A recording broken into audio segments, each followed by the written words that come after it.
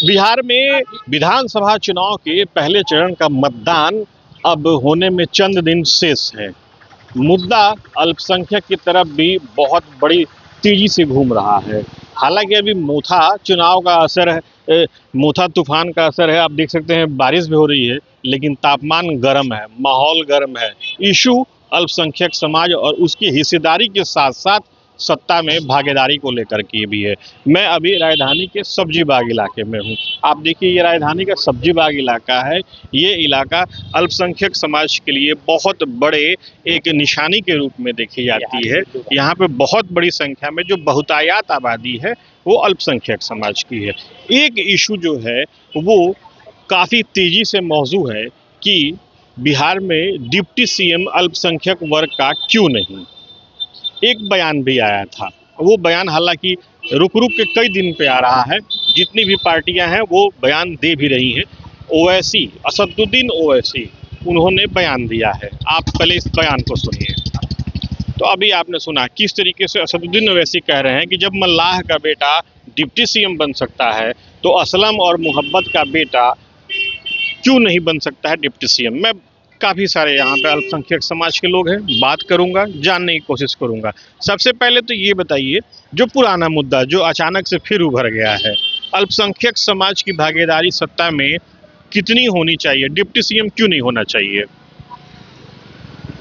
जब दो दो सीएम बन सकता है बिहार में, एक मुख्यमंत्री, दो डिप्टी सीएम, और मैं आपको एक बात बता देना चाह रहा हूं कि अगर नीतीश कुमार का भी सरकार बनेगा ना तो उसमें भी मुसलमान डिप्टी सीएम होगा, और आरजेडी का भी बनेगा तो उनको मजबूरी है डिप्टी सीएम बनाना।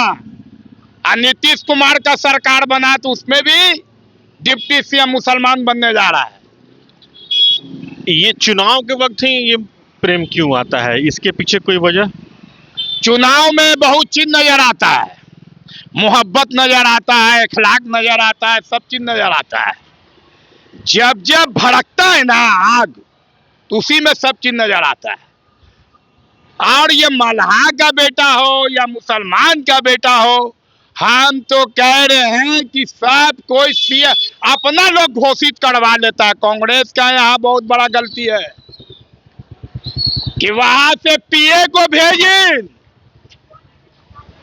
कौन विरोध क्या है कि जाइए तेजस्वी यादव को मुख्यमंत्री बनाइए। अरे उस घड़ी तो बेशरम सोच तो लेता कि 14% वाला यादव मुख्यमंत्री, 2% वाला डिप्टी सीएम, एक अल्पसंख्यक से भी होगा। तो ये तो मजबूरी है, उसको तो देना होगा, ऐसे नहीं तो बाजार साफ है। नीतीश कुमार के भी सरकार में डिप्टी सीएम एक मुसलमान होगा। हमको भी पता चला है, अमित शाह से कुछ चल रहा था मामला, हमको भी ग्रुप में आया, ओपन नहीं हुआ है, कुछ दिन में ये भी ओपन हो जाएगा। और सुन लीजिए, बाप अगर बीमार होता है तो बेटा सहारा होता है। अगर नीतीश कुमार अगर बीमार है, ब्रेन काम नहीं कर रहा है, तो एगो उसका भी बेटा है। हमको लगता है कि मुख्यमंत्री के नीतीश कुमार के पर चुनाव होगा, और हो सकता है कि बेटा मुख्यमंत्री होगा नीतीश कुमार का। ये बहुत बड़ी बात आप कह रहे हैं, और आपने एक बहुत बड़ी बात कही कि बीजेपी की तरफ से भी या कोई भी पार्टी हो, उसकी मजबूरी है कि डिप्टी सीएम देना पड़ेगा। सब अपने अपने क्षेत्र में विकास का नैया बहेगा, बह रहा है, अब नहीं चलेगा। गमछा दड़ी बिछाने वाला मामला खत्म। अब जो है, हम लोग आंख फोड़वा बंदा नहीं चाहेंगे। मुसलमान सब आरजेडी के साथ है, मुसलमान सब कांग्रेस के साथ है, तो मुसलमान जदयू के भी साथ है, सब जात के साथ है। एक चीज मैं और आपसे पूछना चाहूंगा, ओवैसी फैक्टर है इस चुनाव में। ओवैसी फैक्टर तो देखिए, बिहार में ये लोग एको को मुसलमान को नेता नहीं बनाया, तब ना हैदराबाद से उवैसी आया। असर पड़ेगा उनके आने का? असर 3-4-5 सीट हुआ अगर आ गया तो किंग मेकर। अब वो एने ढलेंगे तो एने डिप्टी सीएम, एने ढलेंगे तो एने डिप्टी सीएम, ये भी हो सकता है। ये भी सुन लीजिए, डिप्टी सीएम कोई भी हो सकता है। काहे कि अमित शाह का भी नजर है कि अल्पसंख्यक में किसको बनाना है, देश को बचाना है तो किसको बनाना है। ये कोई जरूरी नहीं है कि विधायक सीएम होगा, कोई रोड पर का भी सीएम हो सकता है। हमारे साथ कुछ और भी बड़े लोग हैं, बड़ी उम्र वाले, उनसे भी बात करते हैं। अंकल, आपने कई चुनाव देखे होंगे, काफी अनुभवी भी आप दिख रहे हैं। इस चुनाव में क्या ओवैसी फैक्टर है? हमको सबसे बड़ी खुशी हो रही है कि आज मुसलमान भाई अपने आप को समझ रहा है कि हम भी एक ताकत हैं। बिल्कुल बिल्कुल बिल्कुल। मेरे मुसलमान भाई बहुत दोस्त हैं। अब बगल में रहता हूँ, मैं हिंदू में हूँ, लेकिन जब उन बहुत सारे मुसलमान भाई को देखता हूँ तो आंख से आंसू आ जाता है। उनकी गरीबी दुर्दशा इतनी खराब है कि आंख से आंसू आ जाता है। आप सब्जी बाग जैसे इलाके से सटे इलाके में रहते हैं, यानी कि आपका बहुत नजदीकी ताल्लुकात रहा होगा। बिल्कुल। तो ये मेरा जो अभी इन भाई साहब ने कहा, अभी बता रहा हूँ आपको, थोड़ा सा समय देंगे? हाँ, बिल्कुल बिल्कुल बिल्कुल। आप क्या वोट बैंक समझ लिया है कि बीजेपी को डरा करके उसके मुस्तकबिल को हम बर्बाद कर दें? क्यों बेचारा मदरसे में पढ़ेगा? क्यों नहीं गरीब का बच्चा कॉन्वेंट में पढ़ेगा? क्यों नहीं अच्छे अच्छे नौकरी में आएगा? क्यों नहीं हो? डिप्टी सीएम का है भाई, हम तो सीएम का ख्वाब आपको देख रहे हैं कि मेरा कोई मुसलमान भाई सीएम बने। एक अब्दुल गफूर के बाद कोई हुआ? 18% बड़ा मुसलमान भाई हैं। कम से कम उसकी मुस्तकबिल को तो उसको आप हाथ से लिखने दीजिए। आप उस पर राज किया, कल उस पर होने दीजिए। कल वो क्या आपके लिए करता है, जा देख लीजिए। आप उसके लिए क्या किया तो आप जान गए, लेकिन वो जब बनता है तो आपके लिए क्या करता है ये भी तो आप देख लीजिए। कम से कम मिलना चाहिए हमको, तो कहते सीएम बनना चाहिए। 15 बरस तुम्हारे बाप को बनाया, तुम्हारी औरत को बनाया, माँ को बनाया, तुमको ही बना दे। क्या किया है तुमने उसके लिए क्या किया है? मैं बहुत खुशी हूँ। कम से कम ये वोट बैंक अपने आप को भाई साहब नहीं समझ रहे हैं। अब भगवान इनको सुबुद्धि दे कि वोट बैंक नहीं समझे, सीएम के लिए ले। उवैसी साहब को मैं सैल्यूट करता हूँ। जिस समय पाकिस्तान के साथ हुआ था तो वैसी साहब ही व्यक्ति थे जो कि पाकिस्तान को अच्छी से मजम्मत किए थे। मैं देशभक्त उनको मानता हूँ, मैं सैल्यूट करता हूँ वैसी साहब को। बहुत बड़ी बात कही आपने। तो ओवैसी साहब की उस बयान की बहुत तारीफ भी हुई थी, हर तरफ तारीफ हुई थी। और ये राजीव गांधी, ये राहुल गांधी, न कभी इधर का है, कभी न उधर का है, न कभी मुसलमान का होगा, न कभी हिंदू का होगा, लड़वाता रहेगा। बस इतना ही हाथ जोड़ के प्रार्थना है कि शेड्यूल कास्ट से ही बदतर हालत हमारे मुसलमान भाइयों के लिए है। कम से कम उसके हाथ में पावर दीजिए ताकि वो अपना मुस्तकबिल लिख सके। आपने जो बातें कही अपने अनुभव के आधार पर बहुत सारी बातें कही। दो अनुभवी लोगों के साथ एक हमारे साथ यूथ भी हैं, इनसे ही बात करते हैं। आपने दो लोगों की बातों को सुना, क्या कहना है आपका? कहना यही है कि ओवैसी जी आके जगाएं। हम लोग को लगा कि मुसलमान भी कुछ राजनीति में हिस्सेदार है। जब तेजस्वी यादव सर्वे करा रहे थे जाति आधारित, तो हमको लगा कि अब हम लोग को हक मिलेगा। जब 14% 18% हुआ, जब जाति आधारित सर्वे हुआ तो हमको लगा हक मिलेगा। लेकिन जब 2% वाले मल्ला को डिप्टी सीएम घोषित कर दिया जाता है मीडिया के सामने, और 14% वाले को बोला जाता है कि बीजेपी आ जाएगा, इसके डर से तुमको वोट हम ही को देना है, तो आपके खरीदे हुए बजदुआ मजदूर थोड़े हम लोग हैं। हम लोग वोट देते हैं सरकार चुनने के लिए, लेकिन मेरा काम भी होना चाहिए ना। मुसलमान आपको वोट जरूर दे रहा है, लेकिन 2% वाला मल्ला जी को आपने सीएम घोषित कर दिया, वो डिप्टी सीएम, उसने कितना परसेंट मुसलमान को टिकट दिया? 15 सीट मिला son of Malla VIP party को, उसने एक भी मुसलमान को अपना टिकट नहीं दिया। लेकिन वोट पूरा मुसलमान भर भर के देगा महागठबंधन के नाम से। तो हम तो सबको पहले बोलते हैं कि सन ऑफ मल्ला को एक भी वोट महागठबंधन वाला नहीं दे, क्योंकि एक भी सीट वो मुसलमान को नहीं दे रहा, जिसमें उसको वोट पूरा महागठबंधन के मुसलमान का मिलेगा, सन ऑफ मल्ला को। तो कहीं ना कहीं तो तेजस्वी और मल्ला मिलके हम लोग को ठग रहे हैं।